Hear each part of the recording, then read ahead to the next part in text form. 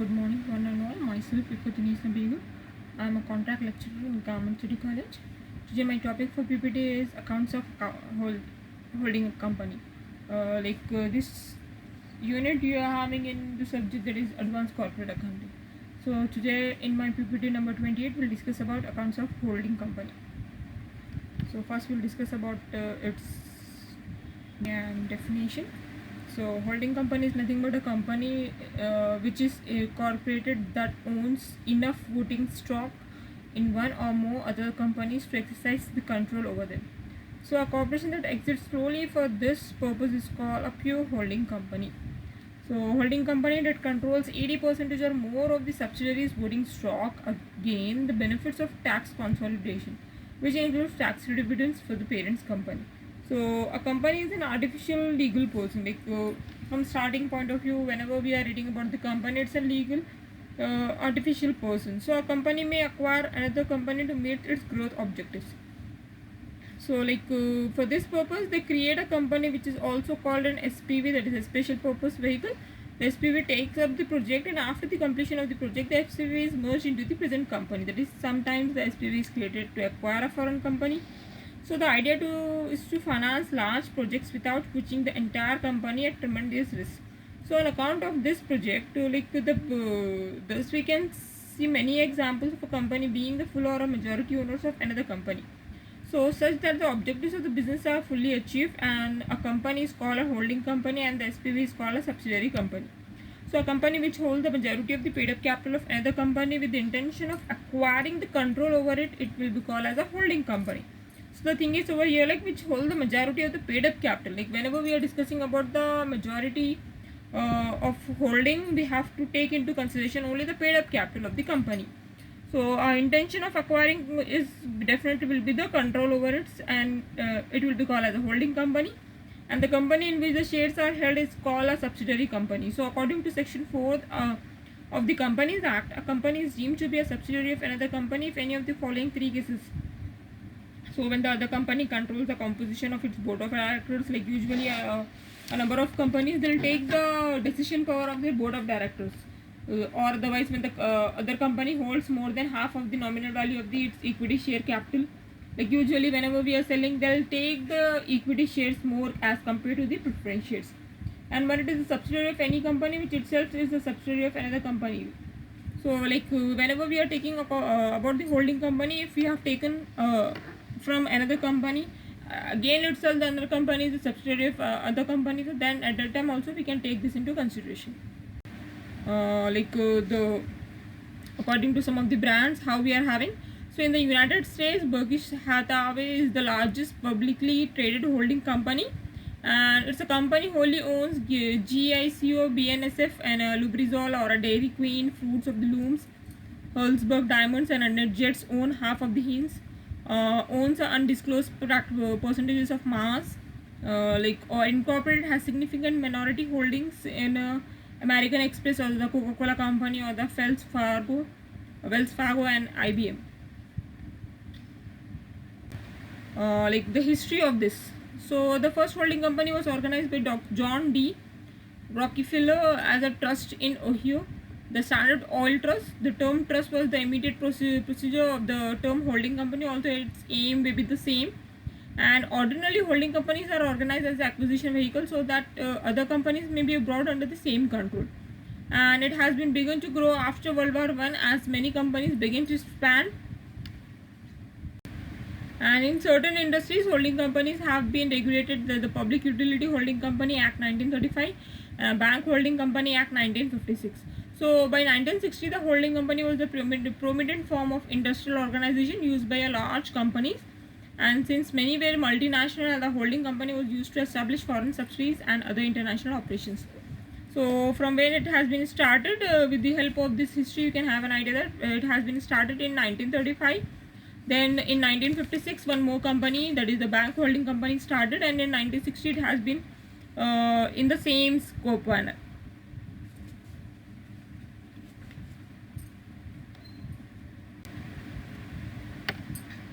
So we'll discuss some of the advantages of holding company. Whenever we are taking about the holding company, we'll have a lot of advantages as well as we'll have a lot of disadvantages also. because whenever we are taking the holding company, we are supposed to have an information about the board of directors, how much credit the company is having, whether the company is having good goodwill in the market or not. That all things we are supposed to take into consideration. So the first advantages for this is like holding company can take risk through subsidiaries, and the limit this risk is to the subsidiary alone rather than placing the parents company on the line. So usually whenever we are in danger in for covering us, we are having a subsidiary company, like directly we won't get that kind of disadvantages as compared to this. So definitely whenever we are having directly, we won't get directly the parents company won't get, subsidiary company will get that kind of risk. And the holding company also benefits from the subsidiary's goodwill and a reputation, while being shielded from risk faced by the subsidiary in case of a legal issues, tax liabilities and lawsuits. Like usually whenever we are taking the subsidiary company, the main thing is like we are supposed to have information about its goodwill and the reputation of the company, like how the reputation and how the goodwill of the company is, because once the goodwill, once the reputation has been gone, it won't come again, and it will take a seconds for misleading the reputation or a goodwill of the company. So the main benefit of this is like the holding company also benefits from the subsidiary goodwill and a reputation. Like with the help of a subsidiary company, automatically the holding company also will get some of the benefits. And while raising the capital, a larger holding company has more diversity of assets than as compared to the individual companies, which makes raising capital easier. Like usually whenever we are going for a holding company, instead of taking about the individual company, we'll go for a larger holding companies. With the help of that, easily we can take their benefits. And the holding company generally produce no products or services, as it's a simple vehicle for owning shares of the other companies. And if the holding company owns 80% of the voting stock of another company, that is the subsidiary, the holding company can qualify for tax-free dividends. Like whenever they have acquired more than 80% or up to 80%, definitely they have acquired the benefit of as a tax-free dividends. And like the holding company may also attract the foreign capital for the expansion of the business. Like it's not compulsory that only Indian companies can acquire or only Indian companies can merge. Even in holding companies, they can attract the foreign companies for its expansion of their businesses. So this is one of the very best example, best advantages of holding companies. Like in India, not only in India, as well as in foreign countries also, we can invite the people for taking up the businesses. And the holding company eliminates competition due to centralized control over the subsidiary company and its maximum profit. Like usually when we are having the competition, we are having a chance of getting some of the losses, but here we are not having any kind of competition in holding company, because when we are having the control over the subsidiaries, it will earn maximum profit. Like whenever we are having the control over the subsidiary company, definitely will get a lot of benefit as compared to the maximum profits. And like the problem of monopoly, like usually when we are going for the disadvantages, the problem of monopoly will be that like a holding company try to create a monopoly over the market. So monopoly is always against the public interest, and it fixes higher prices and consumer suffers a loss. So like a single buyer supposed to give to a single seller, it's not like that. It will try to create a monopoly over the market, but it's always against the public interest. Like the public are not interested in this. And unequal distribution of wealth, like usually whenever we are closing our businesses, we are not distributing according to the wealth of the person. So due to holding companies, wealth goes in few hands, and a society is divided into two classes, that is a rich and a poor. Rich class enjoys all the amenities of life, whereas the poor class faces poverty and hunger. Usually if you are a rich, you can easily acquire, you can easily take over the businesses, but as a poor person, he is unable to fight, he is unable to get, or he is unable to survive. So the thing is like unequal distribution we are having in this. And costly management, like yes, whenever we are going for any kind of management or any kind of forming any kind of rules and regulations, definitely it will cost a high amount as compared to other things. So our holding company spend a lot of money on the officers and offices, and all the units are managed by the central authority. Like the person who is having the rule, the person who is having the power, he will have the management, that is by the central government, that is by the central authority. And so it is costly to maintain proper control in a large number of subsidiary companies. Like they are unable to control over this, so they'll usually all units will manage together, and it will be a costly to manage the proper control on a large number of subsidiaries companies.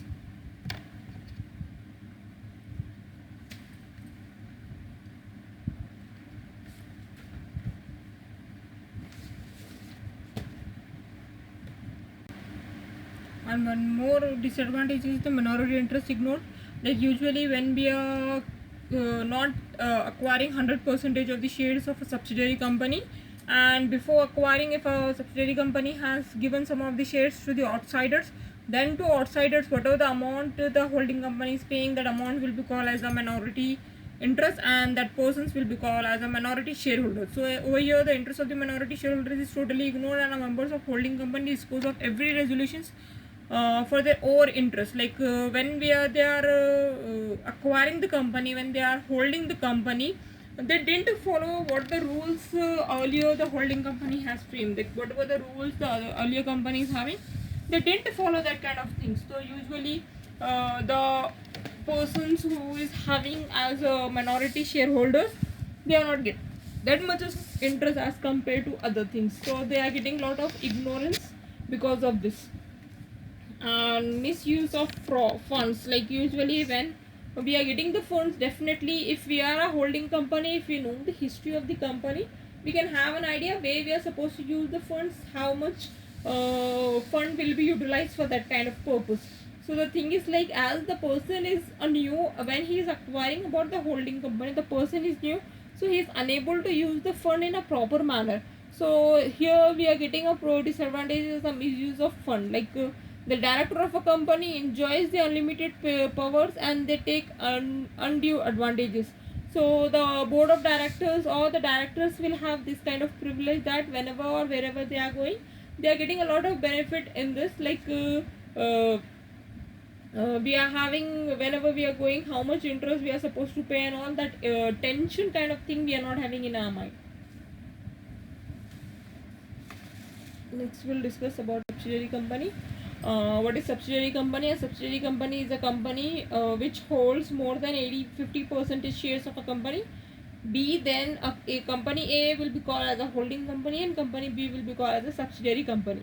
So in a normal and a simple term, a company which acquires majority of the shareholders of acquiring company, that company will be called as a holding company, and the company from which the shares have been acquired more than 50% to 80%, that company will be called as a subsidiary company.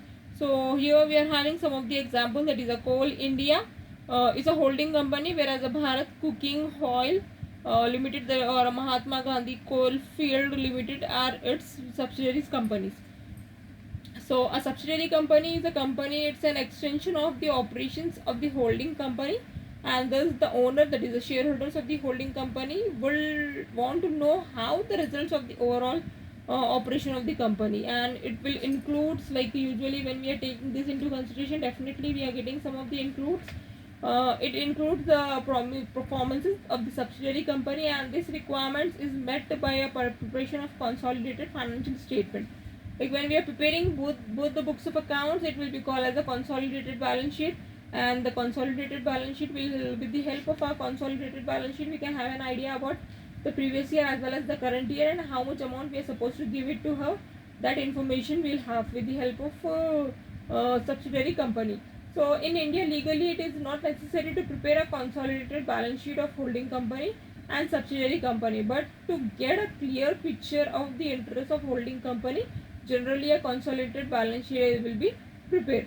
So like subsidiary company is it's not a mother company. The holding company will be called as a mother company, whereas the subsidiary company will be called as a, like the kids, that is the daughter or a son of the kind of things.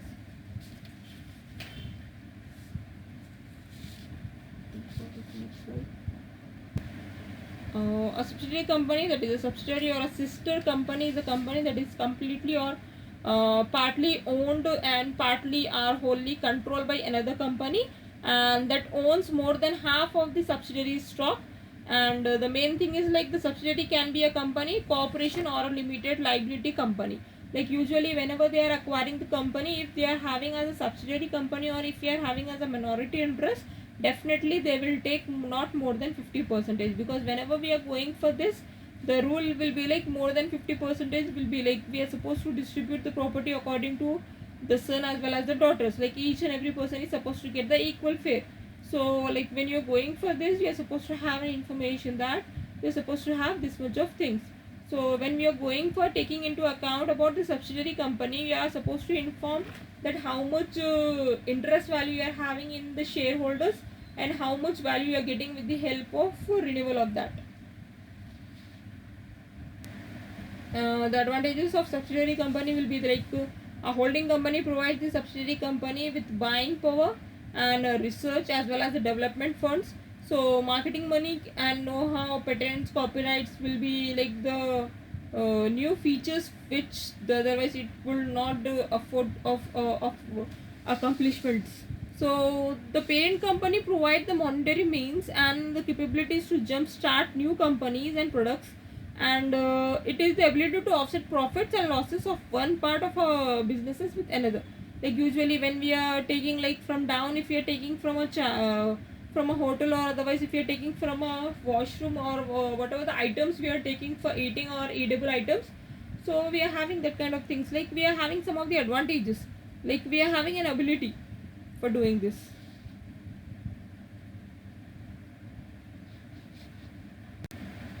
Like what is the meaning of holding company versus subsidiary company? Like the differences between these two. When a company acquires majority shares in another company, it becomes a holding company, and the company whose shares have been acquired becomes a subsidiary company. Like so, usually whenever we are discussing about the holding company as well as the subsidiary company, we are supposed to have information who will be the holding and who will be the subsidiary, because like whenever we are going for this, we are supposed to follow the rules and regulations which will be framed by them. So like whenever we are taking the comparison of these two, holding company is having little bit more height as compared to others.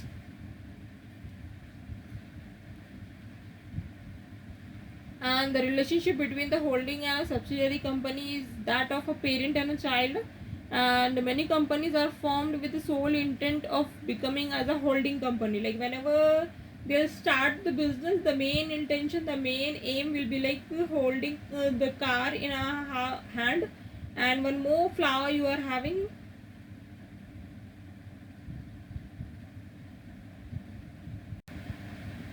Like whenever we are having the information about the holding company as well as the subsidiary company, what we need to do is like we need to calculate the goodwill, we need to calculate the cost of control and minority interest. After calculating each and everything, we can easily go ahead with this. So the main thing is like whenever we are reading that items, according to that, you are supposed to take this into consideration. So consolidated balance sheet is nothing but in India, although a holding company is not required by law to prepare a consolidated balance sheet or a consolidated P&L account, so is a much help to the holding company to show clear picture. Like whenever the holding company is preparing a books of accounts, with the help of the books of accounts, we can clearly have an idea that this much of items we are supposed to take into consideration as compared to that. And so in addition to the legal balance sheet as prescribed in schedule 6, the holding company may also publish in a consolidated balance sheet in which the assets and liabilities of all the subsidiaries are given along with its own assets as well as the liabilities are to be a balance sheet.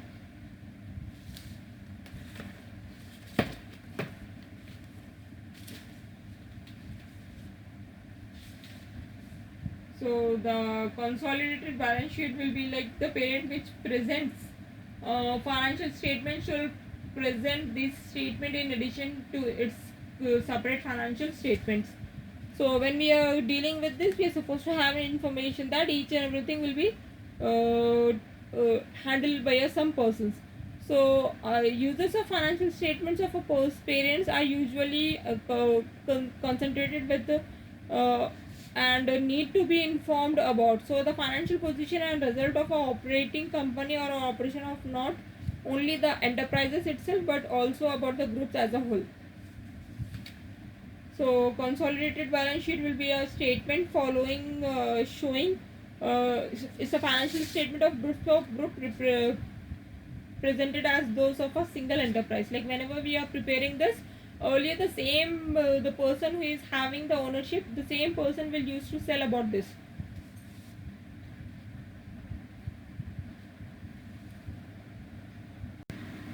So here with the help of the pro forma I'm explaining you, like whenever we are preparing the consolidated balance sheet of a holding company and a subsidiary company, what items or what is the procedure of preparing this. So the liability of a holding company plus liabilities of a subsidiary company, it will become about the other liabilities of a consolidated balance sheet. And in consolidated balance sheet we need to take about the minority interest, that is the total share capital of a subsidiary company minus total share capital purchased by a holding company, and it will give you a capital reserve. With the help of a capital reserve we need to add the shares of pre-requisition profit, and definitely we'll get about the goodwill or otherwise the cost of control, and we need to pay the premium if holding company purchases shares of a subsidiary company at premium amount. So this will be the pro forma when we are calculating according to a new schedule. According to schedule 6 we are having the pro forma where we need to take first our liabilities, then we can take our assets. Capital and revenue profit, that is the pre and post acquisition profit. Pre acquisition profit will be called as a capital profit, whereas post acquisition profit will be called as revenue profit. So capital profit and revenue profit is nothing but like when we are calculating our pre and post acquisition profit, like before acquiring or after acquiring the company, we are having some of the profits which we need to distribute according to the ratio which we are having earlier for a capital profit, and we are supposed to distribute the ratio according to the persons who have purchased, that is according to a revenue ratio. So capital profit is nothing but a pre-acquisition profit, and revenue profit is nothing but a post-acquisition profit. So profit on the holding company may acquire the shares in the subsidiary company either on the balance sheet date or any date earlier than balance sheet date. So all the profits earned by the subsidiary company till the date of acquisition of shares by holding company may be taken as a capital profit for the holding company. So such reserves loses their individual identity and considered as a capital profits. And profit of a subsidiary company made after the date of the purchase of a shares by a holding company are treated as a reserves profits. And holding company shares of such profit is added to the profits of a holding company, and shares of such profit belongs to the minority shareholder is added into the amount of a minority interest. And for example, if A Limited acquired B Limited on 1st November 2018 in the financial year 19 to 20, then the profit after 1st November will be called as a revenue profit. So the profit and loss account including the reserves of subsidiary company must be allocated between pre and post acquisition period. We need to distribute this according to pre as well as post in an equal share. So profit includes reserve, that is a standing in the balances, that is including reserves earned subsequent to the date of purchase or acquisition are treated as a revenue profit. So the date of acquisition of shares in the subsidiary company is the deciding factor of capital profits and revenue profits. And if the shares are acquired in the course of financial year, all reserves and profits of profit and losses count balance in the beginning of the year will naturally be the capital profits. But in addition to a current year profit up to the date of acquisition will also be treated as a capital profit. So in the absence of any indication to a contractory, a portion to should be done on the basis of a time. So similarly, the losses of the subsidiary company up to the date of acquisition is treated as a capital loss, and subsequent to acquisition will be treated as a revenue loss. We are having some of the treatment like how we are supposed to use our unrealized profits. Like the unrealized profit is nothing but a profit which we are getting with the help of the information which is provided to us. So if the goods sold at a profit by the subsidiary company by to the holding company or a vice versa, then the remain unsold of the close of the financial year, the profit charged by a company or unsold goods remain will be unrealized.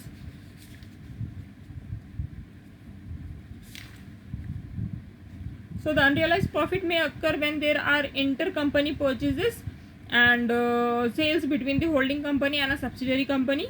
The problem of unrealized profit arises in those cases where holding company has sold goods to subsidiary company or vice versa at a profit, and the whole or a part of the goods remain unsold with the company to whom the goods are sold. So in such cases, if it is not proper to credit the profit and loss account with such unrealized profits, and so a stock reserve account is created for this purpose. So such intercompany unclaimed profit to the extent of the shares of a holding company profit should be eliminated from stock and the profit and loss account balances. So a stock reserve is created and profit is reduced by an unrealized profit, and it must be eliminated from a consolidated account. That is, in our consolidated balance sheet we can have an idea about with the help of this example. Treatment of fictitious asset, like whenever we are going for a fictitious asset, we are supposed to have to whom we are supposed to call it as a fictitious asset. So given on the asset side of the balance sheet, and if there, then those items must be deducted from the capital profits of or added to the capital loss before distributing the same among the holding company as well as on the minority shareholders. So no physical existence will be there for a fictitious asset, and no realizable value, but represents actual cash expenditure. And the purpose of creating a fictitious asset is to accounts for expenses those incurred at the time of commencement. And a preliminary expenses or the discount on issue of shares, fictitious assets are written on as soon as the possible from earning of the company. Like whenever we are getting the profits, from that profit we need to deduct this preliminary expenses. Elimination of common transactions, like here we are not having the common transactions, here we are having the elimination of that common transaction. That is, a common transaction should be eliminated. Such transaction will be like goods sold on credit by a holding company to a subsidiary company or a vice versa will appear as a debtor in a balance sheet of the company selling goods, as well as creditor in the balance sheet of a company purchasing goods.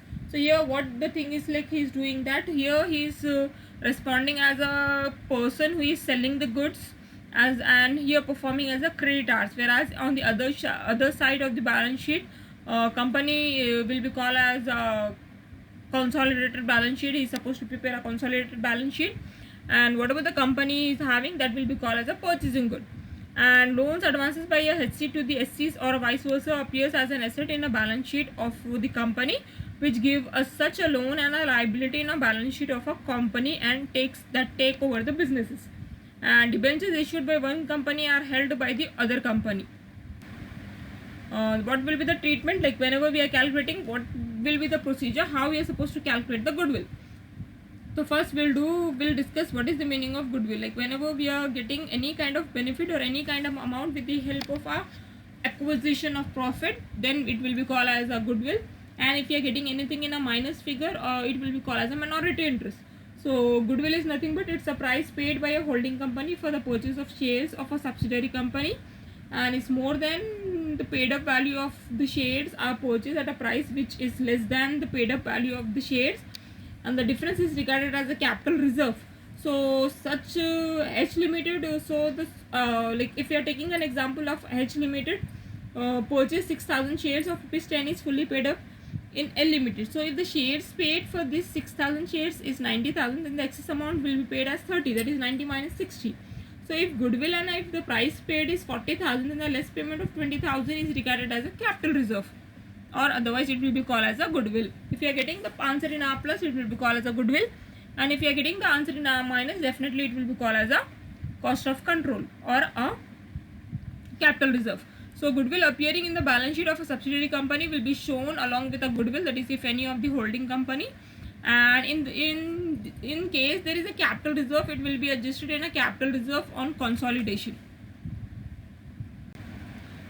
Cost of control. Cost of control is nothing but, like as just now I have discussed, like whenever we are getting the profits, whatever the answer we are getting, that answer will be called as a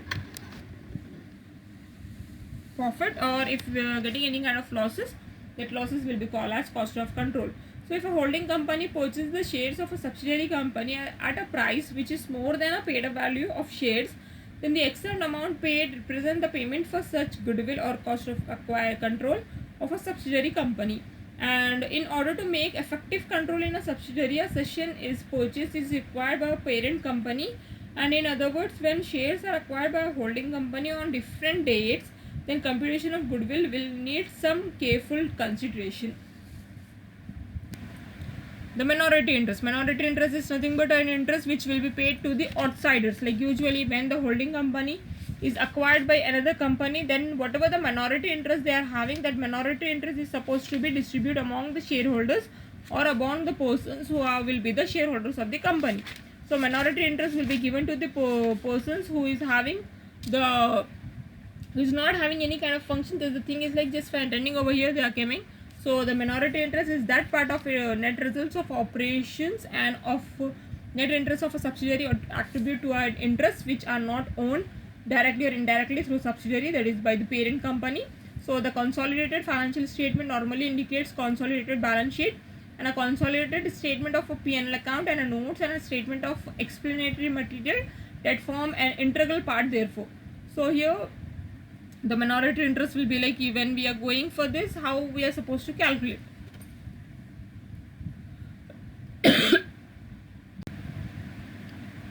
Here with the help of one example, I am explaining you how we are supposed to calculate the capital profit, minority interest and cost of control or goodwill. Treatment of unclaimed dividend. Like unclaimed dividend are those dividends which have been paid by a company but they are not taken and claimed by the shareholders. Like the company is interested, the company is ready to pay, but here the shareholders are not interested, he is not claiming anything, and if he is not having the car and all, so the owner is supposed to keep in his godown whatever the amount or whatever the toys he is having with him. And if an unclaimed dividend is given in the balance sheet of a subsidiary account, it must be added in full to the total of minority interest and in the consolidated balance sheet. Here again, with the help of this, we can have an idea about the treatment of dividends. Other than the discussed treatment, the following treatment are also supposed to be done. It is the revaluation of assets and liabilities, preference shares, treatment of dividends, proposed dividends, and treatment of debentures.